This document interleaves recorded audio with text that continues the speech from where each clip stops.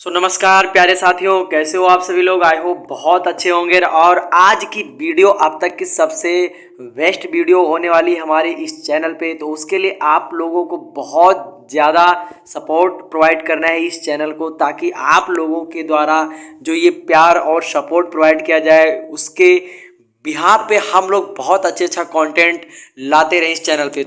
तो चलिए शुरुआत करते हैं आज के इस वीडियो की। और सबसे पहले हम जान लेते हैं कि आपको आज के इस वीडियो में क्या जानने क्या सीखने को मिलेगा। तो सबसे पहले बता दें कि आप लोगों को इसमें ओवरऑल टेंस के बारे में जानकारी मिलेगी। उसके अलावा जो टेंस में आप लोगों को बेसिक नॉलेज ऐड ऑन करना होता है, जैसे आपका कि सिंगुलर नंबर क्या होता है, प्लुरल नंबर क्या होता है, उसके अलावा पर्सन क्या होते हैं, first person, second person, third person, subject क्या होता है, वर्ब क्या होता है, ऑब्जेक्ट क्या होता है, हेल्पिंग वर्ब क्या होता है। ठीक है, इन सभी चीज़ों को हम बिल्कुल डिटेल में समझेंगे, कोई भी जल्दबाजी नहीं करेंगे, बहुत अच्छे से समझेंगे सीखेंगे।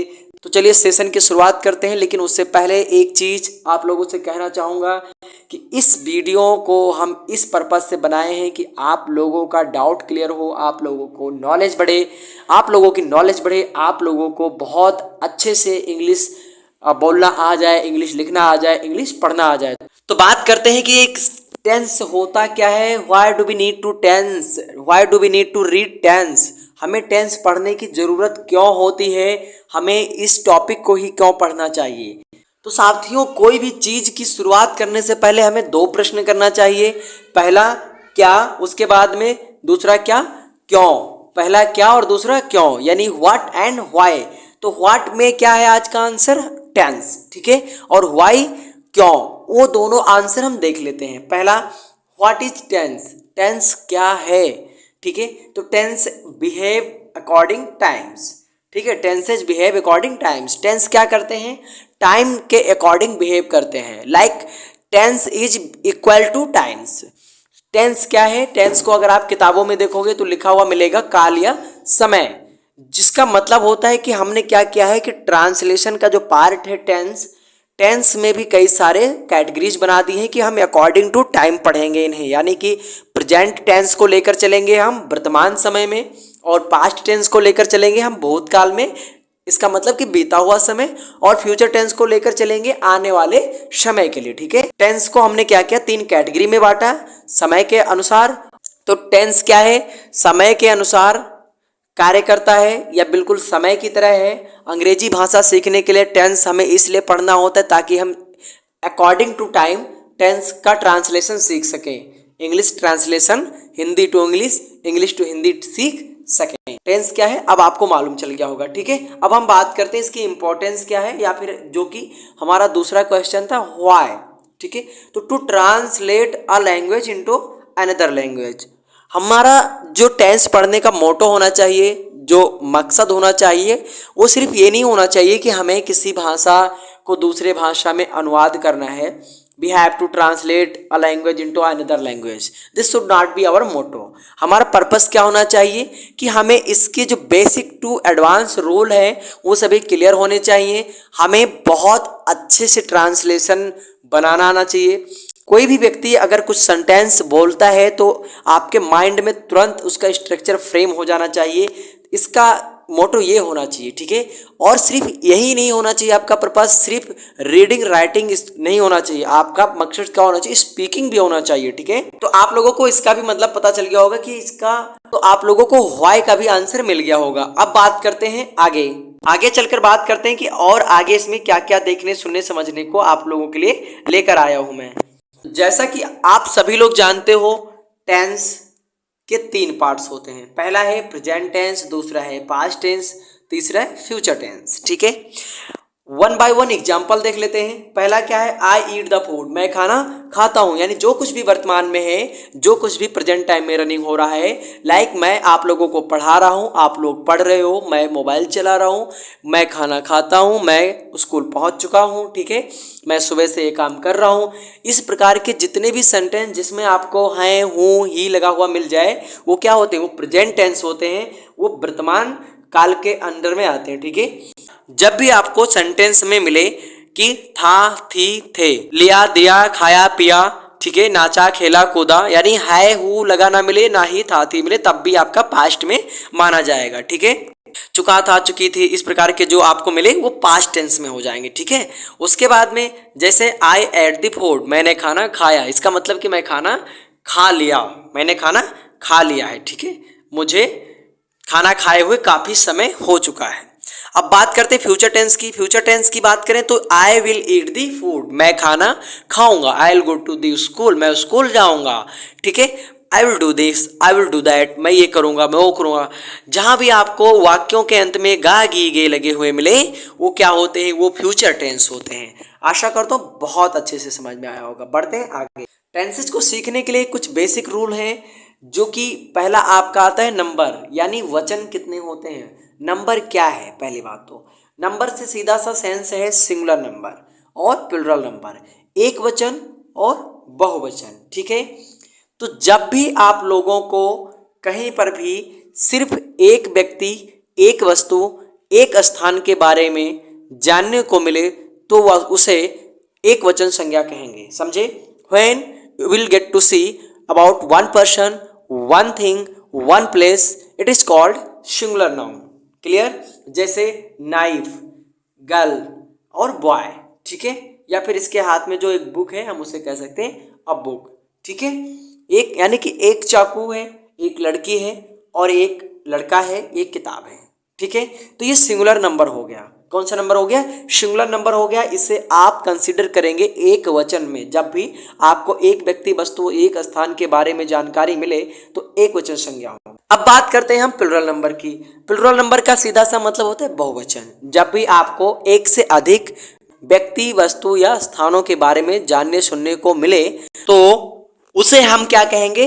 प्लुरल नंबर कहेंगे, यानी बहुवचन कहा जाएगा। जब भी आप लोगों को कहीं पर भी लिखा हुआ मिले, कोई बताए आपको, ठीक है, आप पढ़ें, आपको किताबों में कहीं पर भी देखने को मिले एक व्यक्ति से अधिक, एक वस्तु से अधिक, एक स्थान से अधिक, तो उसे क्या कहा जाएगा? बहुवचन। जैसे यहाँ पर गर्ल्स हैं यानी बहुत सारी लड़कियां हैं, यहाँ पे नाइफ्स है यानी कई सारे चाकू हैं, यहाँ पर मान लो स्टूडेंट्स हैं यानी विद्यार्थी हैं। ठीक है, तो ये जो भी है इनकी इधर का जो ये सेक्शन है, ये जो पोर्शन है, इसमें जो भी आपको दिखाई दे रहा है उसकी संख्या एक से अधिक है तो उसे क्या कहेंगे? बहुवचन कहेंगे। क्या कहेंगे? बहुवचन कहेंगे। ठीक है, हाँ, तो अब बात करते हैं कि पर्सन क्या होता है। पर्सन, जब भी हमें बात करनी होती है किसी सेंटेंस को ट्रांसलेट करने की तो पर्सन बहुत ज़्यादा इंपॉर्टेंट हो जाता है।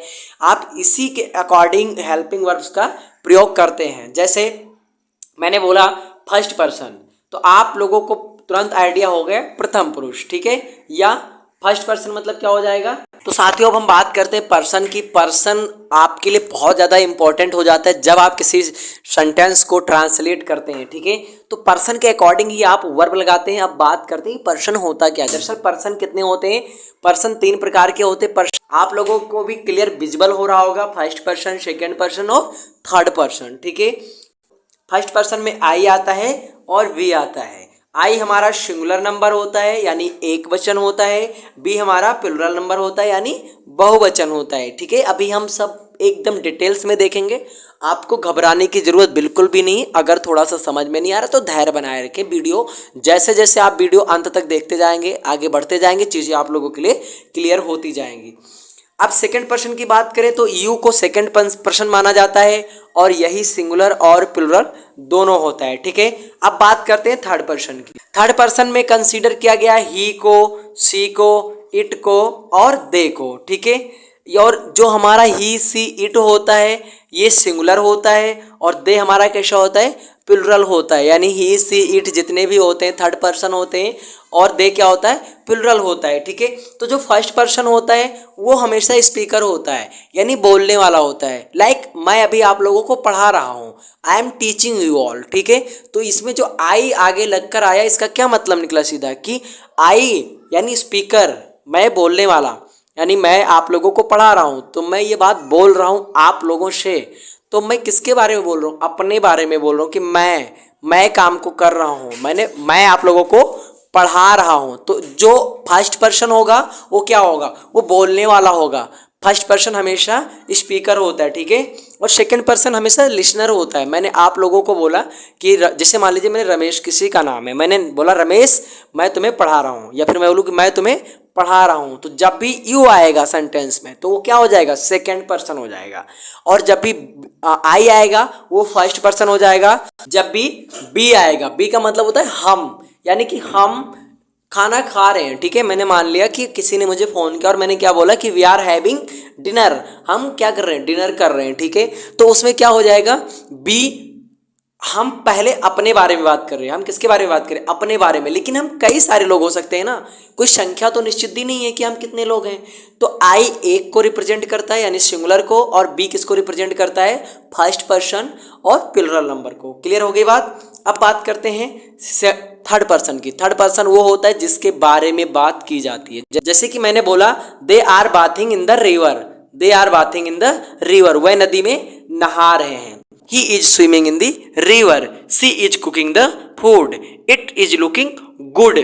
तो मैंने किसके बारे में बात किया, मैंने बात किया किसी थर्ड पर्सन के बारे में, किसी तीसरे के बारे में। जैसे मैंने, आप मेरे सामने खड़े मान लीजिए और मैंने आपसे बोला, आपने पूछा कि भैया कहाँ है, तो मैंने क्या कहा कि वह नदी में नहा रहे हैं। आपने पूछा दीदी कहाँ है, तो मैंने कहा वो खाना बना रहे हैं। और आपने पूछा कि ये कैसा लग रहा है, तो मैंने क्या कहा आपसे कि इट इज लुकिंग गुड, ये बहुत अच्छा लग रहा है, ये सही लग रहा है, ठीक है।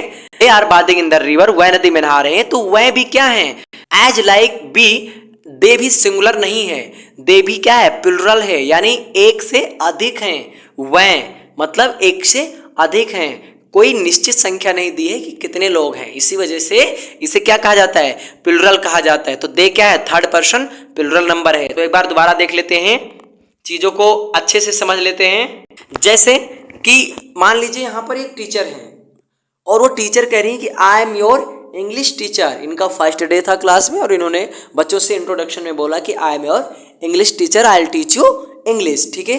तो इन्होंने किसके बारे में बताया, अपने बारे में बताया। और इन्होंने किसको पॉइंट आउट किया, आई को, मतलब खुद। और किससे, इन बच्चों से, ठीक है। तो ये तो फर्स्ट पर्सन हो गई मैम जी, और ये क्या हो गई, सेकेंड पर्सन, कि I am your English teacher. अब इस बच्ची ने क्या कहा कि you are the best teacher ma'am, तुम या आप बहुत अच्छी टीचर हैं मैम, ठीक है। तो जब भी इस लड़के ने जैसे प्रयोग किया यू, ये मैम क्या हो गई, ये सेकंड पर्सन हो गई। अभी तक ये क्या थी, फर्स्ट पर्सन थी, लेकिन अभी क्या हो गई, सेकंड पर्सन हो गई, ठीक है। तो फर्स्ट पर्सन स्पीकर होता है, सेकंड पर्सन लिसनर होता है, और थर्ड पर्सन क्या होता है, जिसके बारे में बात की जाती है। आशा कर रहा हूँ इस पीपीटी के माध्यम से आप लोगों को बहुत अच्छे से समझ में आ रहा होगा।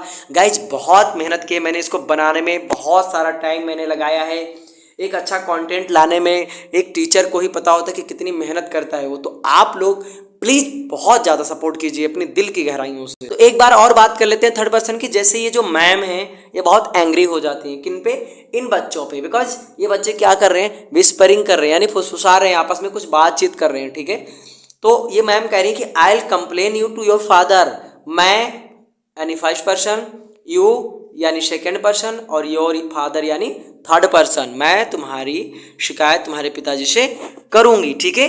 आशा करता हूँ पर्सन आप लोगों के लिए बिल्कुल ही क्लियर हो गया होगा, सारा डाउट खत्म हो गया होगा। अगर फिर भी कोई डाउट बनता है तो आप ये नंबर नीचे दिया गया है, इस पे मैसेज या कॉल करके कुछ भी जानकारी ले सकते हैं, बिल्कुल फ्री ऑफ कॉस्ट है।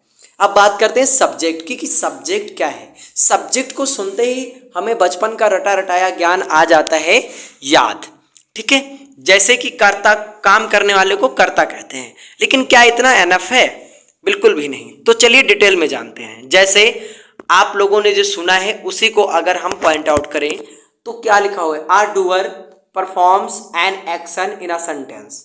सब्जेक्ट क्या है, यानी कर्ता क्या है, कर्ता वो है जो किसी वाक्य में कोई कार्य परफॉर्म करता है, यानी कुछ एक्शन को क्या करता है, परफॉर्म करता है, वो कुछ करता है। जैसे मैंने बोला कि राजन रोज सुबह 5 बजे उठकर नहाता है, तो इसमें राजन नहाता है, और राजन नहाता है, राजन नहाने का काम करता है, यानी जो सेंटेंस मैंने बोला उसमें कार्य करने वाला कौन है, डूअर कौन है, राजन है। तो उसमें राजन क्या हो जाएगा, हमारा सब्जेक्ट हो जाएगा। यानी किसी भी वाक्य में काम को अंजाम देने वाला, कोई एक्शन करने वाला, कोई वर्क करने वाला क्या कहलाता है, सब्जेक्ट कहलाता है। क्लियर बात। अब बात करते हैं कि सब्जेक्ट क्या क्या हो सकते हैं। सब्जेक्ट कोई नाउन भी हो सकते हैं, प्रोनाउन हो सकते हैं। नाउन में आपको पता है कि क्या क्या आ जाता है। नाउन में आपको पता ही है जैसे name of things, name of place, name of person. उसके अलावा भी जैसे बहुत सारी चीज़ें हैं, माउंटेन्स या रिवर्स, या फिर आप मान लीजिए किसी मॉन्यूमेंट्स का नाम, बिल्डिंग्स का नाम, कुछ भी आ सकता है। ठीक है, like Agra is very beautiful city. तो हम किसके बारे में बात करें? We are talking about Agra. And Agra isn't doing anything in this world. Agra इस सेंटेंस में कोई काम नहीं कर रहा है, बस हम आगरा के बारे में बात कर रहे हैं। ठीक है, तो सब्जेक्ट क्या होता है? मेनली जो कुछ काम कर रहा हो या जिसके बारे में पूरा सेंटेंस बात करे, जिसके बारे में पूरा सेंटेंस बात करें। ठीक है, जैसे Agra is very beautiful city, तो आगरा से बाद में जो लगा हुआ है सेंटेंस, जैसे इज वेरी ब्यूटीफुल सिटी, मान लीजिए प्रेडिकेट, तो ये सारा प्रेडिकेट का जो पार्ट्स है ये किसके बारे में बात कर रहा है? It is talking about subject. अब बात करते हैं एक, तो अब देख लेते हैं एक एग्जाम्पल। जैसा आप देख रहे होंगे यहाँ पर कुछ बच्चे हैं, वो क्या कर रहे हैं? वो फुटबॉल खेल रहे हैं ग्राउंड में। ठीक है, तो एज यानी एग्जाम्पल है ये। एज का मतलब जैसे the boy is reading a book in the library. The boy is reading a book in the library. लड़का क्या कर रहा है? लाइब्रेरी में किताब पढ़ रहा है। ठीक है, और यहाँ जो ये चित्र है आपको, इसमें देखिए 2 2 4 1 5 5 बच्चे टोटल है। तो आप क्या कह सकते हैं? 5 children are playing football in the ground. ठीक है, तो यहाँ पर 5 क्या लगाया गया? 5 लगा दिया गया, हम 5 आगे लगा दिया गया, तो क्या हो गया? डिटरमाइनर हो गया। ठीक है, तो सब कुछ बहुत डिटेल में समझेंगे, लेकिन इस वीडियो में पर्पस हमारा सब्जेक्ट और प्रेडिकेट को समझना नहीं है। इस वीडियो में पर्पस हमारा क्या है? टेंस को समझना अच्छे से। तो हम टेंस से समझेंगे पहले बच्चों। तो साथियों बेसिकली हम बात करेंगे अब हेल्पिंग वर्ब के बारे में कि हेल्पिंग वर्ब क्या होते हैं। हेल्पिंग वर्ब आपके होते हैं is, am, are, do, does और डिड। डिड किस में प्रयोग किया जाता है? पास्ट में। डू डज प्रेजेंट इंडेफिनिट में। Is, am, are present continuous tense में, प्रेजेंट परफेक्ट टेंस में, और प्रेजेंट परफेक्ट कंटिन्यूअस में बीन के साथ में लग के आता है। ठीक है, बिल सेल आप सबको पता है, आपका लगता है फ्यूचर में, और वाज वर आपका पास्ट में लगता है। ठीक है, तो ये हेल्पिंग वर्ब होते हैं। अब बात करते हैं कि एक वर्ब बेसिकली होता क्या है। एक वर्ब क्या है? The work is being performed by subject is called a verb. समझे? कोई कार्य है जो किसी के द्वारा यानी सब्जेक्ट के द्वारा एक सेंटेंस में किया जा रहा है। जैसे मैं बोलूं कि this boy is swimming in the river. This boy is swimming in the river. ये लड़का नदी में तैर रहा है। ठीक है, तो ये लड़का क्या कर रहा है? तैरने का काम कर रहा है। ये लड़का सब्जेक्ट हो गया और कर क्या रहा है? तैरने का काम कर रहा है। जो काम किया जा रहा है वही क्या है? वर्ब है। That action is going on, that is verb. समझे बात को? ठीक है, तो अब बात कर लेते हैं कि वर्ब के, अब बात करते हैं ऑब्जेक्ट क्या होता है। अगर ऑब्जेक्ट की बात करें साथियों, तो ऑब्जेक्ट आपका होता है, डिफिनीशन देखें तो द पर्सन और thing that is receiving the action. कोई व्यक्ति या कोई चीज या कोई कुछ भी जो क्या कर रहा है? किसी एक्शन को रिसीव कर रहा है। मतलब कि जो भी कार्य सब्जेक्ट के द्वारा किया जा रहा है, जो भी एक्शन सब्जेक्ट के द्वारा किया जा रहा है, वो उसका प्रभाव जिस पे पड़ रहा है, यानी सब्जेक्ट के द्वारा किया गया एक्शन का प्रभाव, सब्जेक्ट के द्वारा किए गए एक्शन का इम्पैक्ट जिस पे पड़ता है वही ऑब्जेक्ट कहलाता है। ठीक है, जैसे मैंने बात किया the children are going to school. ये बच्चे कहाँ जा रहे हैं? स्कूल जा रहे हैं। The children are going to school. बच्चे स्कूल जा रहे हैं। तो हमारा सब्जेक्ट क्या हुआ? The children.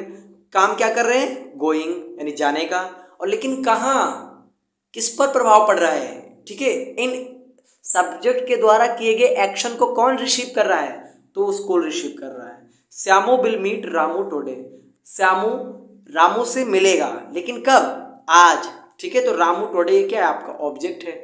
अब बात करते हैं वर्ब के फॉर्म के बारे में। अगर वर्ब के फॉर्म की बात करें तो ये 4 प्रकार के होते हैं। ठीक है, मेनली 5वां अगर बात करें तो आपका हो जाता है इन्फिनेटिव, और उसी में एक आपका जो जीरंड होता है उसको भी वर्ब के फॉर्म के तौर पे ही पेश करते हैं, लेकिन हमने उसे यहाँ पर प्रेजेंट पार्टिसिपल यानी वर्ब के 4th फॉर्म के रूप में आईएनजी फॉर्म वाले में मैनेज कर लिया है। ठीक है, पहला होता है प्राइमरी फॉर्म। इसी को आप बेस फॉर्म कहते हैं, इसी को आप फर्स्ट फॉर्म कहते हैं।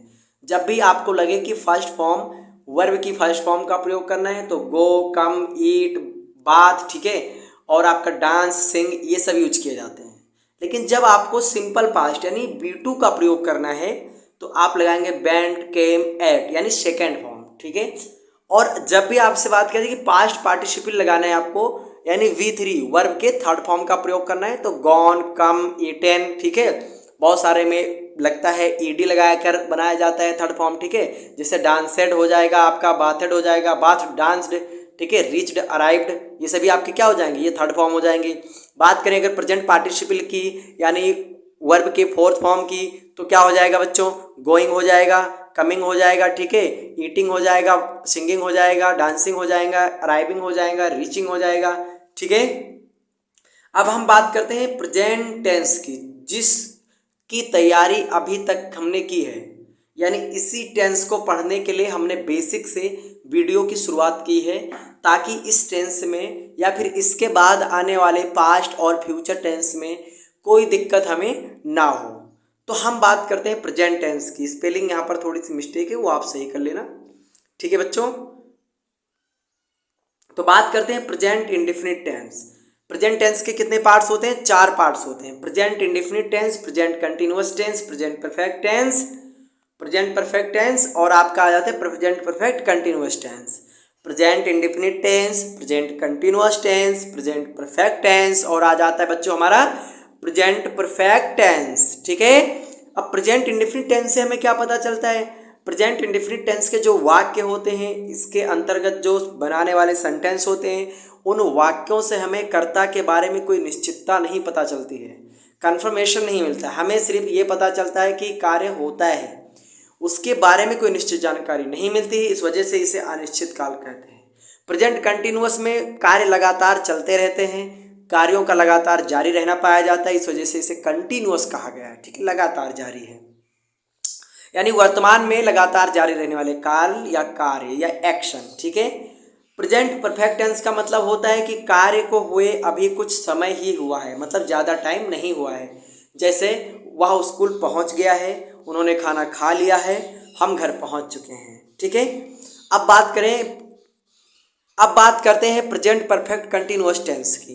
तो प्रेजेंट परफेक्ट कंटिन्यूअस टेंस में दोस्तों क्या होता है कि वाक्य के साथ में, यानी प्रेजेंट परफेक्ट टेंस में क्या होता है दोस्तों कि एक्शन के साथ साथ में आपको समय दिया रहता है, यानी सिंस फॉर का प्रयोग किया जाता है कि काम कब से शुरू हुआ है, ठीक है। लेकिन काम कब से शुरू हुआ है ये जानकारी दी गई होती है, लेकिन ये जानकारी नहीं दी गई होती कि काम खत्म हो गया है, यानी अगर कार्य सुबह से चल रहा है तो अभी तक खत्म नहीं होता है। जैसे माली सुबह से पौधों को पानी दे रहा है, हम सब सुबह से आप लोगों के लिए वीडियो बना रहे हैं, वह सुबह से दूसरों की सेवा कर रहा है, ठीक है।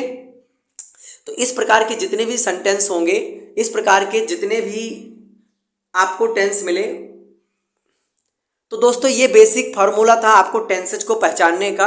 अब बात करते हैं अगले टेंस की। अब बात करते हैं बेसिक से प्रेजेंट इंडेफिनिट टेंस के बारे में।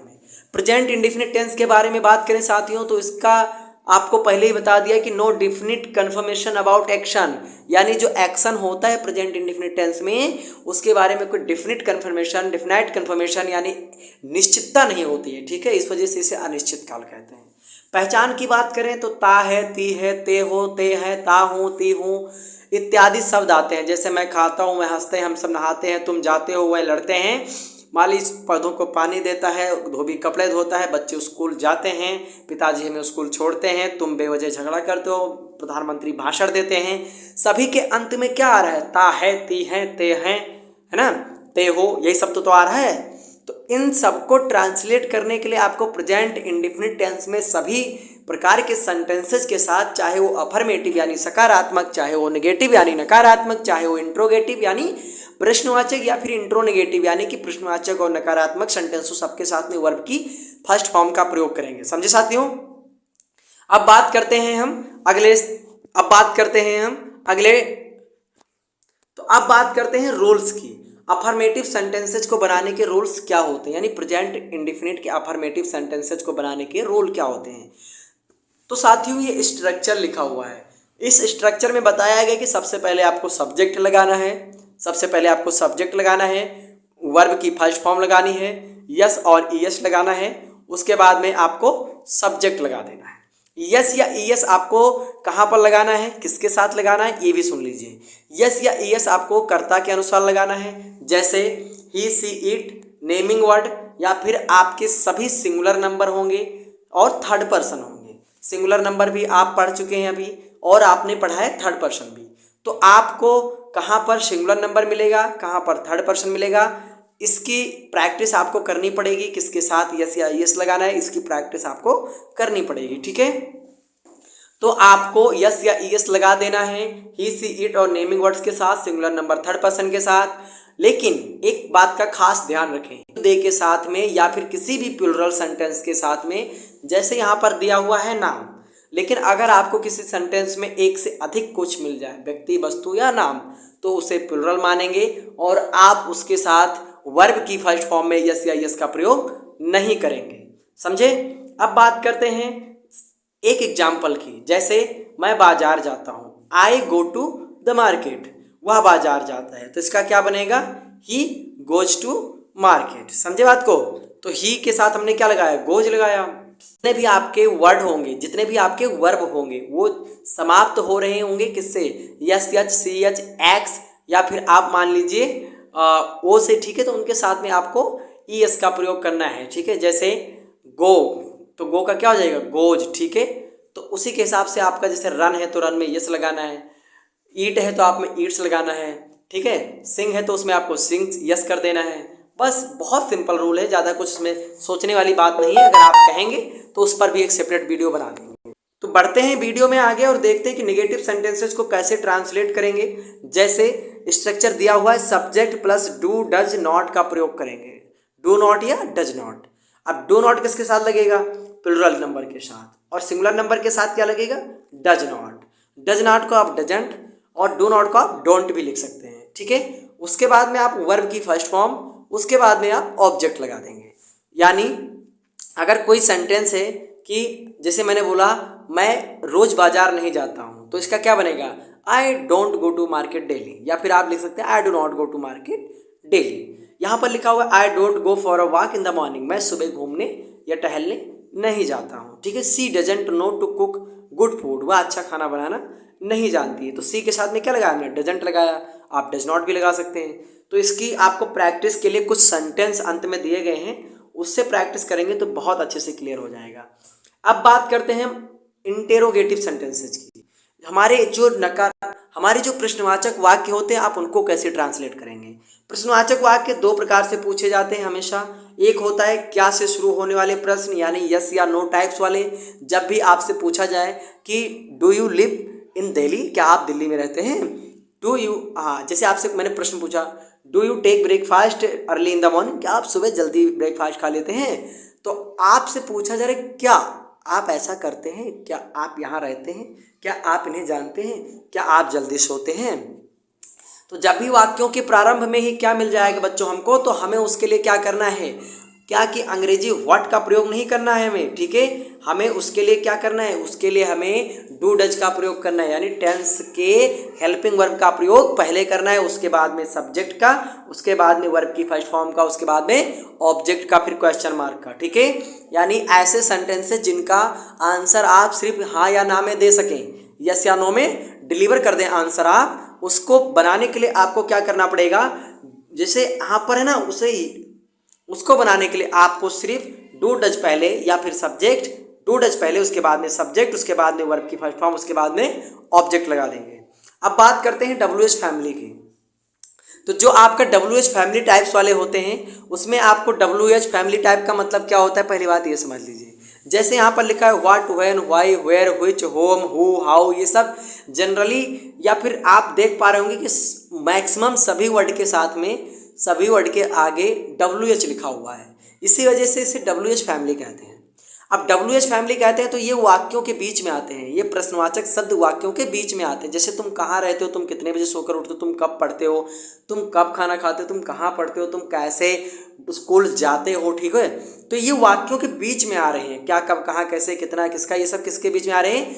वाक्यों के बीच में आ रहे हैं। जब ये वाक्यों के बीच में आ रहे हैं तो आपको इनका ट्रांसलेशन करने के लिए, अनुवाद बनाने के लिए इन वाक्यों को सबसे पहले रखना है, यानी WH सबसे पहले लिखना है। उसके बाद में आपको टेंस की हेल्पिंग वर्ब लगा देनी है, जो कि क्या है? डू या डज है। उसके बाद में सब्जेक्ट, उसके बाद में वर्ब की फर्स्ट फॉर्म, उसके बाद में ऑब्जेक्ट लगा देना है आपको, और आपका इंट्रोगेटिव बन जाएगा, ठीक है। एक एग्जाम्पल देख लेते हैं, जैसे does she meet you daily, क्या वह तो आपसे डेली मिलती है? क्या वह आपसे प्रतिदिन मिलती है? दूसरा, ये क्या लिखा है ना आगे, इस वजह से हमने डज आगे लगा दिया। तुम उससे डेली क्यों मिलते हो? तो why do you meet her daily, तुम उससे डेली क्यों मिलते हो? क्यों बीच में आया कि नहीं आया? तो हमने उसके लिए पहले क्या लगा दिया? व्हाई लगा दिया। बात करते हैं इंटेरोगेटिव नेगेटिव की, ठीक है, इंट्रोनेगेटिव की, यानी जब भी आपको क्या वाले वाक्यों के साथ या क्यों, कब, कहाँ, कैसे वाले प्रश्नवाचक शब्दों के साथ नहीं भी देखने को मिले, तो उसके लिए आप प्रयोग करेंगे। जैसे आप प्रयोग करेंगे, WH पहले लिखेंगे, डू लिखेंगे, डज लिखेंगे, सब्जेक्ट लिखेंगे, नॉट और वर्ब की फर्स्ट फॉर्म और ऑब्जेक्ट। यानी कि आपको सबसे पहले अगर वाक्य है आपका कैसा? WH फैमिली टाइप्स, तो उसके लिए आप प्रयोग करेंगे, WH पहले लिखेंगे, कर्ता के अनुसार डू डज पहले फिर लिख देंगे, उसके बाद में सब्जेक्ट, और सब्जेक्ट के बाद में नॉट लगाएंगे आप, ठीक है। नॉट कब लगाएंगे? सब्जेक्ट के बाद में लगाएंगे, ठीक है। नॉट आप लगाएंगे बिल्कुल सब्जेक्ट के बाद में, यहाँ पे आपका सब्जेक्ट है, उसके बाद में नॉट है, वर्ब की फर्स्ट फॉर्म और ऑब्जेक्ट लगा देंगे। उसके बाद में अगर आपको मिलता है क्या से शुरू होने वाले प्रश्न, उसमें भी अगर नहीं दिया हुआ है, जैसे क्या तुम उससे रोज नहीं मिलते हो, तो उसमें आप क्या प्रयोग करोगे? डू का पहले प्रयोग करोगे, do you not meet her daily, या फिर don't you meet her daily, ठीक है। अगर डोंट लिखेंगे तो आप सब्जेक्ट से पहले ही नॉट लगा देंगे, यानी हेल्पिंग वर्ब के साथ में नॉट लगा दिया तो फिर नॉट लगाने की दिक्कत नहीं होगी, don't you meet her daily हो जाएगा आपका, ठीक है। तो डू डज सब, और उसके बाद में सब्जेक्ट, और उसके बाद में नॉट, फिर वर्ब की फर्स्ट फॉर्म, फिर ऑब्जेक्ट। तो does she not meet you daily, क्या हुआ तुमसे डेली नहीं मिलती है? उसके बाद में अगर हम WH फैमिली वाला देखें तो why do you not meet her daily, तुम उससे डेली क्यों नहीं मिलते हो? आशा करता हूँ बच्चों बहुत अच्छा रहा होगा सेशन आज का, बहुत एक्साइटिंग रहा होगा। आप लोगों तक वीडियो पहुंचाने के लिए आज सारा दिन मेहनत किया है मैंने, बहुत अच्छे से PPT तैयार की है। तो कुछ एक्सरसाइज भी दे देता हूँ, ये एक्सरसाइज है, इसका स्क्रीनशॉट ले लीजिए और इसको बनाकर आप लोग कुछ कमेंट में लिख लीजिए, कुछ आप चाहें जो ना समझ में आए वो कमेंट में लिख लीजिएगा, मैं उसका आंसर कर दूंगा। और जो आप लोग चाहते हैं कि आप लोगों को ऐसे ही समझाया जाएगा, आपको पर्सनली चेक किया जाए आपका आंसर, तो आप अपने रफ में इसको बना लेना, और सारा आपका आंसर मैं रफ में चेक कर दूंगा जब भी स्कूल आऊँगा, ठीक है। अगला हम लेकर आएंगे पास्ट टेंस, ऐसे ही एकदम क्रिएटिव और अच्छे कंटेंट की तरह हमेशा, और धीरे धीरे ग्रेजुअली हम बहुत अच्छा करेंगे एजुकेशन की फील्ड में। आप लोगों के लिए बच्चों बहुत कुछ करने वाले हैं, ये तो बस शुरुआत है। ऐसा क्रिएटिव कंटेंट हमने पहली बार ही नहीं कई बार बना चुके हैं, लेकिन आज का जो ये है ये बहुत इंपॉर्टेंट है। पूरा डे मैंने अपना लगा दिया आप लोगों के लिए, तो वीडियो पर बहुत ज़्यादा प्यार बरसाइए, दोस्तों के साथ जमकर शेयर कीजिए, अपने स्टेटस पर लगाइए, लोगों से सब्सक्राइब करने को कहिए। आप लोग मेरे चैनल का जैसा कि नाम बड़ा है, लिखा हुआ UP board preparation in Hindi medium, तो आप सीधा PD सर लिख के भी सर्च कर सकते हैं, चैनल तुरंत आएगा। और सब्सक्राइब करें ताकि बहुत ज़्यादा ग्रोथ हो सके आप लोगों के साथ साथ इस चैनल की भी। धीरे धीरे चैनल पर बहुत सारे लोग जुड़ेंगे, जैसे अभी पेट एग्जाम्स के बाद में दीप नारायण सर भी जुड़ेंगे, और हमारे 1-2 और भाई बंधु भी इस चैनल पर जुड़ने वाले हैं, जो मैथ की जानकारी आपको बहुत अच्छे से और साइंस की जानकारी बहुत अच्छा प्रोवाइड कराएंगे, ताकि आप लोगों की जो तैयारी बहुत अच्छे से हो सके। तो थैंक यू सो मच, छोड़ता हूँ आज आप लोगों को इसी सेशन पर। मिलते हैं एक नए वीडियो में, तब तक के लिए आप सभी को नमस्कार, धन्यवाद।